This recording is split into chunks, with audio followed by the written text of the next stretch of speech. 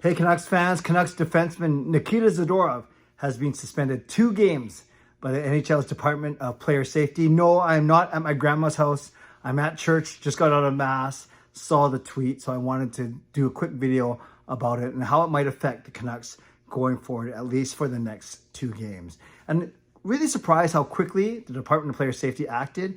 Maybe it's because it was such an early game. Maybe it's because they're trying to be nice with a quick decision because the Canucks play tomorrow afternoon again, Eastern time. But here's the facts. The facts are that in the second period, Lucas Raymond was coming over through the neutral zone, dumped the puck off to the side, and Zadorov caught him with a high hit. And in the game, he was assessed a 5-minute major match penalty, meaning tossed from the game. But thankfully, the Canucks were able to kill off that particular penalty.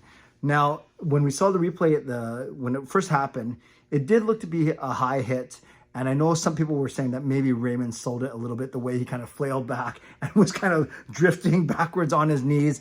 But obviously head injuries are nothing to joke about in the big scheme of things.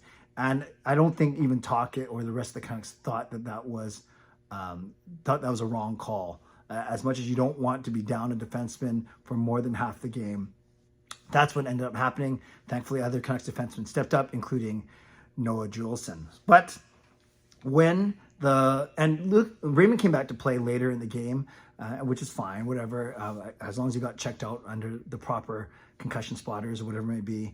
But in the ruling from the NHL Department of Player Safety, they looked at 2 factors. Number one, the fact that the principal point of contact, was indeed the head of Lucas Raymond. And I get it. I get Zadorov's a lot taller than Raymond, and naturally with a bigger guy, I wouldn't know because I'm only 5'6", but with taller guys like Myers and Zadorov, naturally, sometimes their elbows, this is the elbow, shoulder, that's kind of head level for smaller players, but that doesn't mean you can just go run guys with your elbow and your shoulder. So when you see it slow down, you see Raymond make the pass, and then Zadorov actually, instead of hitting him straight on, this is probably a better angle, he actually slides across this way to the other side of Lucas's body, Lucas's first name, of Lucas Raymond's body.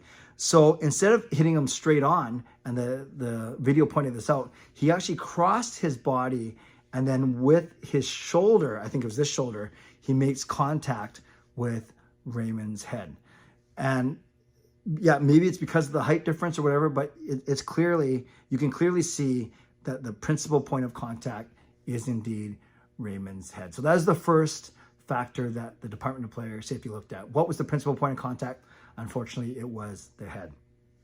The second factor they look at is, was this hit avoidable?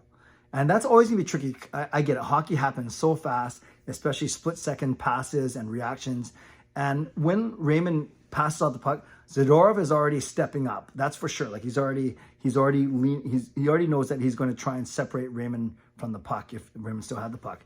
But the fact that Raymond got rid of the puck, and the fact that Zadorov, in their eyes, had time to react, because remember I said he didn't go straight into him. He kind of crossed over him and then hit him. The Department of Player Safety was saying, I'll just say DOPS. It's just a lot easier. DOPS.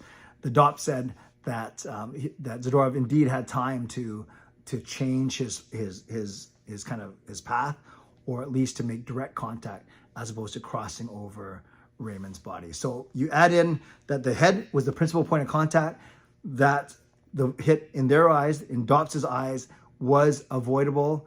You add those 2 together, and it is a suspendable offense.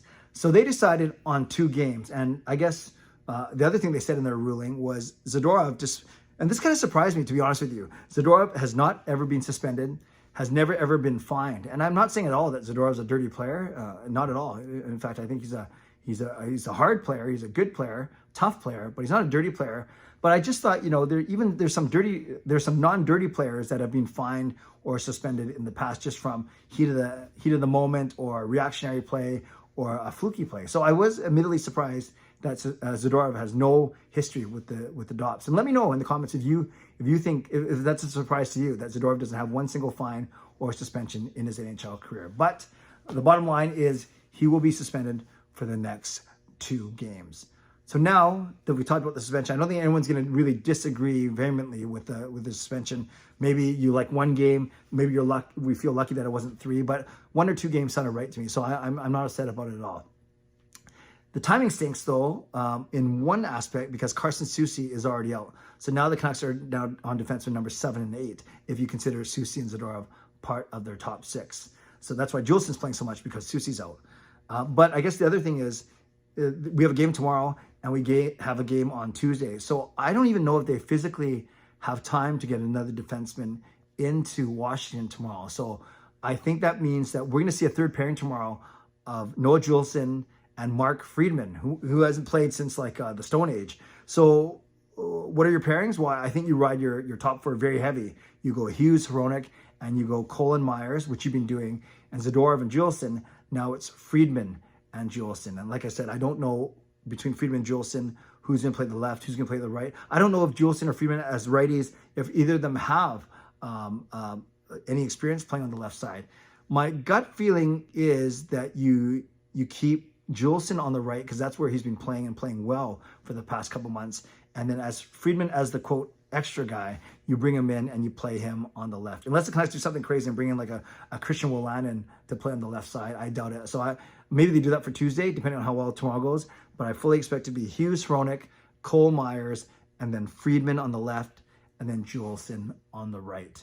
And then that's crazy that the two, Soucy as being injured right now, he's a lefty. Zadorov, suspended for 2 games, he's a lefty. So whereas the Canucks usually would have 4 lefties at their disposal and 4 righties at their disposal, if you include Juleson and Friedman, now they have only 2 lefties at their disposal and 4 righties at their disposal. That's why they have to make the switch.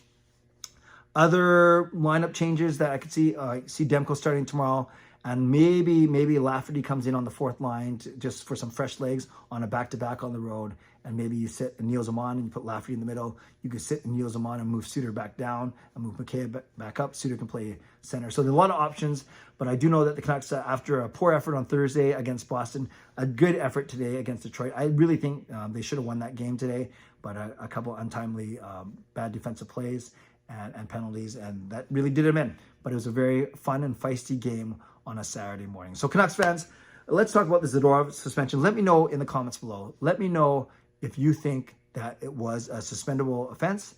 And if so, do you think that 2 games is fair? As you can tell, my answer is yes. I think it was suspendable, and I think 2 games is fair. 1 or 2 games is what I was thinking in my head. But what do I know? I'm just sitting in a church, hall room with one of the ugliest couches in the history of couches. I sure hope the person that donated these couches isn't watching this vlog, but I think we're okay. Don't forget, tomorrow, live stream at 11 p.m. and I'll be giving away a pair of tickets to the Canucks versus Red Wings when the Detroit Red Wings come here on Thursday, February the 15th against our Vancouver Canucks. So make sure you join me tomorrow night at 11. Thanks to my sponsors, Van City Experts Real Estate, Perform and Transform, Personal Training, Weight Loss. Thank you, legendary Lucas Gates, legendary Carol Bovelander, legendary Andrew Chang, and to Hall of Fame and franchise members as well. And thanks to all of you for watching, liking, subscribing. Do those 2 things on your way out. Subscribe, like the video. You can leave a donation if you want. You can buy a membership. You can upgrade your membership. And leave a comment. Let me know what you think of this 2-game suspension for Nikita Zadorov. Have a great night. I'll see you tomorrow night. Stay safe, stay healthy. Take care of yourselves and take care of each other. God bless. Go Canucks, go.